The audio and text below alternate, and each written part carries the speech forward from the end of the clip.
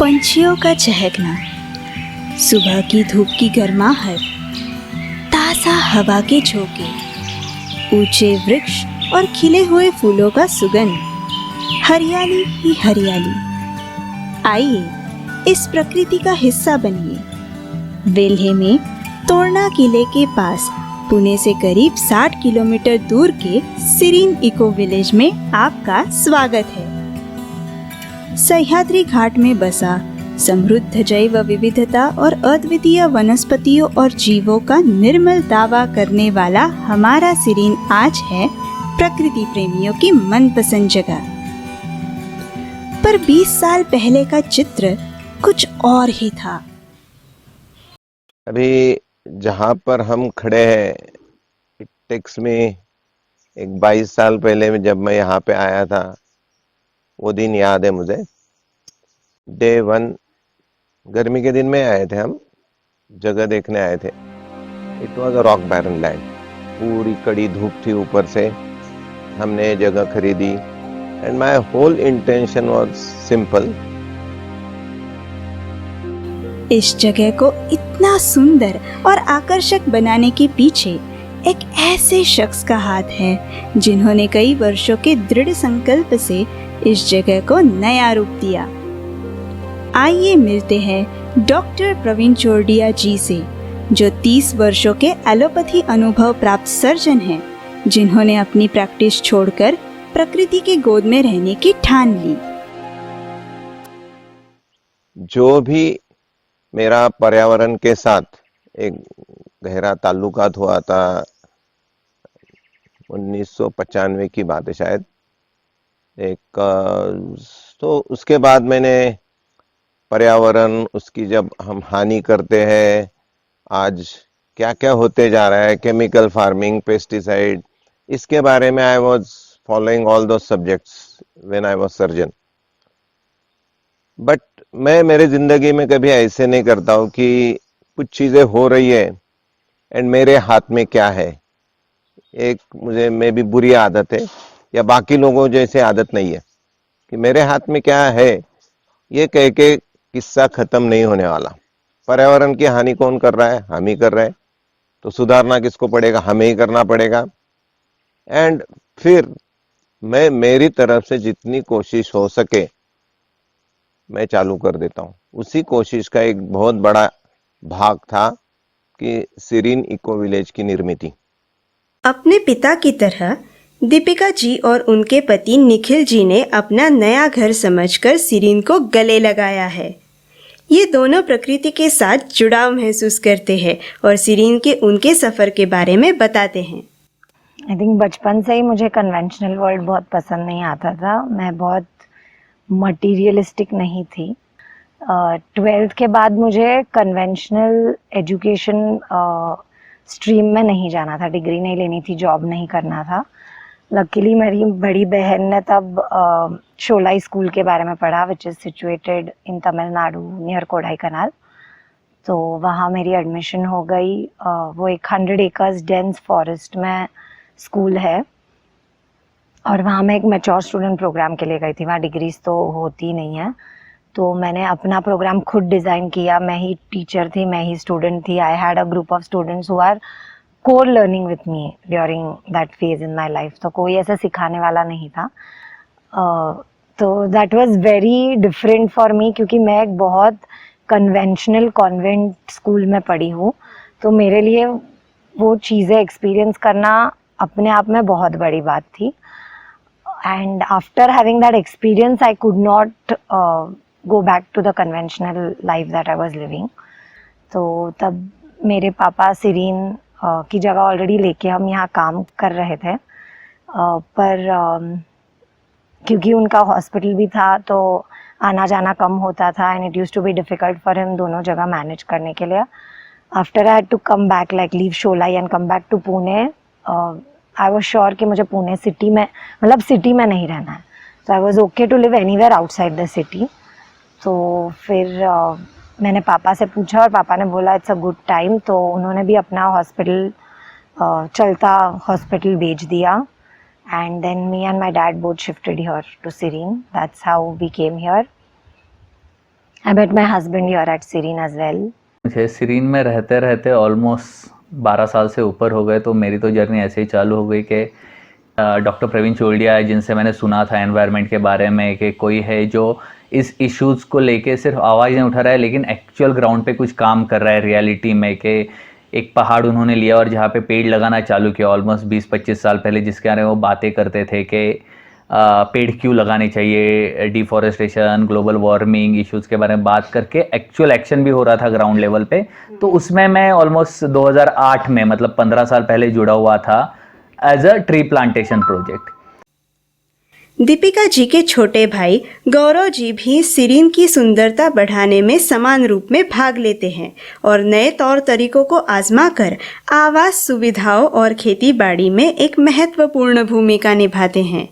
आइए उनसे भी मिलते हैं। मेरा मेन इंटरेस्ट काफ़ी अभी पिछले सालों से जो कनेक्ट होने के बाद आया है वो है, मैं प्लांट्स और ट्रीज़ का जो इकोसिस्टम है उसको बढ़ाने के लिए कोशिश कर रहा हूँ। ज़्यादा से ज़्यादा जितना नेचुरल हैबिटेट बढ़ेगा उतना ऑटोमेटिकली इकोसिस्टम स्टेबल रहेगा और सेल्फ सस्टेनेबल भी बन जाएगा।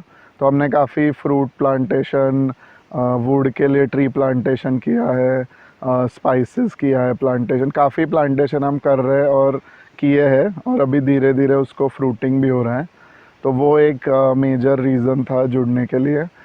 सेकंड है, मुझे लोगों को सर्विस देने में एक मौका मिल रहा है, तो मैं किचन और उस रिलेटेड एक्टिविटीज़ को भी देखता हूँ ताकि ज़्यादा से ज़्यादा लोगों को हम केटर कर सके और हमारा जो कंसेप्ट है वो हम उनको बता सके। उसमें ऑर्गेनिक फूड हमने काफ़ी फोकस में रखा है और जितना ज़्यादा से ज़्यादा हम यहाँ ग्रो कर सकते हैं उस पे हम फोकस कर रहे हैं। लेकिन जितना ये सब बता रहे हैं उतना ये रास्ता आसान भी नहीं था। इस रास्ते पर बहुत सारी चुनौतियां थी, तकलीफें थी। यहाँ की तकलीफ है, आई यूज्ड टू एंजॉय। हम कड़ी धूप में यहाँ पे फॉर प्लांटेशन करते थे, सीसीटी करते थे, धूप में 2-2 महीने सीसीटी। हर एक पहाड़ के ऊपर हमने पानी रोकने के लिए धूप में खड़े रह के, एंड काफ़ी लोगों ने मुझे उस समय में मदद की। एंड इनफैक्ट क्योंकि ये काम करने के लिए मुझे शहरवासी आदमी काम का नहीं है, पैसे फेंकने वाला आदमी काम का नहीं है। वहाँ पे हाथ से काम करने वाले यहाँ के जो लोकल लोग थे, आई एम रियली उनका मेरे ऊपर बहुत इस पूरे जर्नी में कि उनकी जो साथ मुझे मिली। फिर फॉरेस्ट फायर आते थे, बट ये सब was the part of the journey. तो चैलेंजेस के बारे में तो एक रहता है फिजिकल एस्पेक्ट है। इनिशियली यहाँ पे टैप वाटर कभी नहीं था, इलेक्ट्रिसिटी नहीं थी, तो दिन भर काम करने के बाद शाम को अगर सोलर पैनल के ऊपर एक बैटरी चार्ज है तो उसी के ऊपर 4-5 घंटे लैपटॉप चलता था, या कुछ मस्ती करनी है, लाइट को एंजॉय करना है तो वो करते थे। लेकिन समहाउ ये तब चैलेंजेस लगे नहीं, क्योंकि ये हम एंजॉय कर रहे थे ये लाइफस्टाइल को तब। तो धीरे धीरे वहाँ से बाहर आके नेचर के पेस के साथ धीरे स्लो डाउन होना, ये एक चैलेंज रहा जिसको हम धीरे धीरे अभी भी समझ रहे हैं। अभी तक ऐसे नहीं बोल सकते हम कि पूरी तरह से ढल गए, लेकिन ये कांस्टेंट प्रोसेस है जिसमें हम इवॉल्व हो रहे हैं और ये अभी भी चैलेंज है। आइए जानते हैं कि सीरीन में आने के बाद इनके जीवन शैली में क्या बदलाव हुए। यहाँ पे रहने के बाद हमारी बीमारियां गायब होने लगी। So it was simple. फिर लॉजिक लगाया, बराबर है, क्योंकि उसी गलतियों की वजह से हम बीमार हो रहे थे। वो गलतियां मैंने जैसे निकाल दी, पाव का कांटा निकल गया, पाव में चुभन बंद हो गई, तो हमारी बीमारियां यहाँ पे हम अभी देखने लगे कि 2013 से लगभग अभी 10 साल हो गए हम मेडिसिन फ्री लाइफ के कोर्सेज चलाते। उसके द्वारा भगवान ने मुझे एक बहुत अच्छा मौका दिया, क्योंकि पहले मैं अस्पताल भी चलाता था, वहां पर भी मैंने हजारों लाखों की संख्या में पेशेंट देखे। अभी यहाँ पे लेकिन गॉड हैज चोजन मी, भगवान ने मुझे चुना है कि प्रवीण मैं तुझे इस मूवी का लेटर हाफ भी दिखाता हूँ, क्योंकि पहले हाफ में तो कुछ हो नहीं रहा था। एलोपैथी में हम दवाइयाँ दे रहे थे and most of the patients go from bad to worst, क्योंकि वहां पे हम जो जिसकी वजह से मैं बीमार हो रहा हूं, उसके बारे में थोड़ा भी जिक्र मेरे एलोपैथी में नहीं किया जाता। डॉक्टर प्रवीण जी के काम में हाथ बटाने वाली उनकी पत्नी जयश्री चोरडिया जी उनके हर सुख दुख में उनके साथ रही है और इस परिवर्तन की साक्षी रही है। सीरीन में वैसे 20 साल हो गए जुड़ के, लेकिन पहले मुझे शहर में रहने के कारण मुझे इतना अच्छा नहीं लगता था, क्योंकि तब मेरी तबीयत भी मुझे साथ नहीं दे रही थी। थोड़ा भी चढ़ान आया तो मुझे थकान होती थी, मेरा हीमोग्लोबिन भी कम था, तो मुझे इतना अच्छा नहीं लगता था। लेकिन अभी वो आ रहे तो उनके पीछे पीछे थोड़ा कभी तो भी मैं आती थी। नेचर मुझे बहुत अच्छा लगता था, और जैसे जैसे पौधे बढ़ने लग गए तो इंटरेस्ट और भी बढ़ने लग गया, और ज़्यादा आने का हम सोचते थे कि हफ्ते में एक बार तो भी यहाँ पे आ जाए। धीरे धीरे फिर मेरे तबीयत में भी सुधार होने लग गया। जैसे न्यूट्रिशन वाइज भी, जैसे MFL के कोर्सेस आ गए तो खाना पीना सब चेंज हो गया। फिर हम लोग डिस्कस करते थे क्या खाना चाहिए, क्या अच्छा है, क्या बुरा है, तो उससे भी तबीयत में बहुत फ़र्क आया। यहाँ हम पौधे भी बहुत लगाते थे, जैसे ओकेजन आता था तो सब मिलके, जैसे अपन पिकनिक करते हैं वैसे हम बच्चों को लेके यहाँ पौधे लगाने आते थे, तो वो भी एक कंट्रीब्यूशन था सीरीन के लिए। और बच्चों को नेचर पसंद ही था तो हम ज़्यादा आने लग गए इधर। अपने जीवन शैली से प्रभावित होकर इन्होंने अपना अनुभव दूसरे लोगों के साथ बांटना शुरू कर दिया। सीरीन के इस सफर में और लोग भी जुड़ने लगे और एक कारवां बनता गया। इनफैक्ट सीरीन का जो प्रवास है, हमने नाम ही रखा था सीरीन इको विलेज। क्या प्रवीण अकेले यहाँ पे आके नहीं रह सकता था? But I am not of that philosophy, because आदमी की एक नैसर्गिक टेंडेंसी रहती है कि समूह में रहना, एंड वो समूह भी ऐसे होना चाहिए of like minded people, of Anandi लोग। जितने एक साथ रहेंगे उतना मैं आनंदी रह सकता हूँ, ये मेरे सिंपल फिलॉसफी है। आनंदी हम तभी रह सकते when everything around me is in abundance, and वो भी एक हमारे एक प्रयोग का हिस्सा है कि can we create an abundance in our society.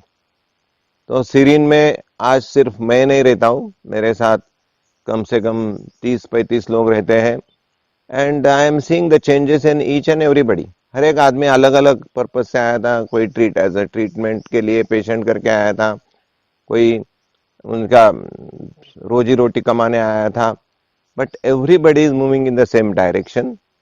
Everybody nobody who is around the Serene wants to leave the Serene. पिछले 2-3 साल से कोरोना के बाद सीरीन एज अ कम्युनिटी काफ़ी डेवलप हुई है। बहुत सारे लोग जुड़े, बहुत अलग अलग जगहों से आए, अलग अलग खुद के एस्पिरेशंस लेकर आए, जिससे हमारी ये जर्नी आई थिंक काफ़ी अच्छी और कलरफुल रही है।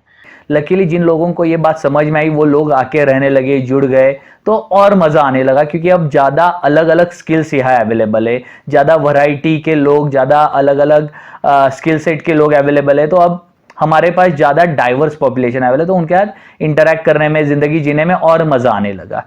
तो अल्टीमेटली जिनको भी इस तरीके की ज़िंदगी चाहिए उनके लिए एक प्लेटफॉर्म बन गया कि एक जगह है जहाँ पे ये रेडीमेड नेचर सेंट्रिक लाइफस्टाइल जिनको जीनी है उनके लिए एक रेडीमेड प्लेटफॉर्म है, आके एंजॉय कर सकते हैं लाइफ को और एक साथ मिलके जी सकते हैं। फ्यूचर के हिसाब से अगर हम देखेंगे तो जो कम्युनिटी हम बनाने की कोशिश कर रहे हैं, जो लोग जुड़ रहे हैं, हमको उनसे भी यही मतलब इच्छा है कि वो भी एक्सप्लोर करें, वो भी उनके लाइकिंग के हिसाब से जुड़े, और जितने ज़्यादा लोग जुड़ते हैं और शेयर करते हैं ये स्पेस या ड्रीम, तो उतना हम उसको बेटर और बनाने के लिए आसान होगा हमारे लिए।